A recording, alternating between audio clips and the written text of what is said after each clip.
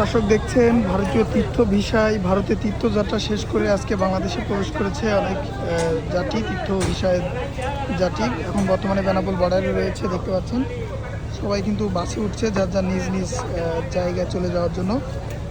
তো বুঝতে পারছেন ঈদের আগে বা ঈদের সময় কিন্তু প্রচুর তীর্থ ভিসায় এই বেনাপোল বর্ডার দিয়ে যাত্রী গিয়েছিল।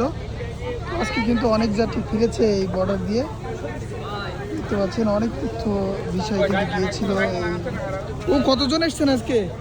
কতজন এসছেন? 70 জন গিয়েছিলেন? না না, আমরা ওই থেকে তীর্থ বিষয় গিয়েছিলেন না? কতজন এসছেন আজকে? আজকে আমরা 5-10 জন আছি। 5-10 জন এখানে যে রয়েছে যাবে যাবে এনারা যাবে আজকে। আচ্ছা, এনারা কিন্তু যাবে। আর কিছু লোক আসলো তীর্থ বিষয়। তো বুঝতে পারছেন তীর্থ বিষয় কিন্তু এখন বর্তমানে তীর্থ বিষয় দিচ্ছে, যার কারণে কিন্তু অনেক যাত্রী এই বর্ডার দিয়ে যাচ্ছে ভারতে। বাবু কতজন যাবেন আজকে? না আসলেন? না, আসছি। কতজন এসছেন? আজকে ঢাকা থেকে অনেক আসছে, আমরাও 7-8 জন আসছি মায়াপুর ধাম থেকে তীর্থস্থান। ইন্ডিয়া থেকে ফিরলেন আর এনারা যাবে, তাই তো? ওনারা আসছেন বৃন্দাবন ইন্ডিয়া থেকে। কতজন এসছে ওনারা? 65 জন।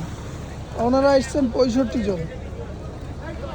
তো 65 জন আর এখানে আছে 10, টোটাল 75 জন কিন্তু ভারত থেকে ফিরেছে তীর্থ যাত্রা শেষে।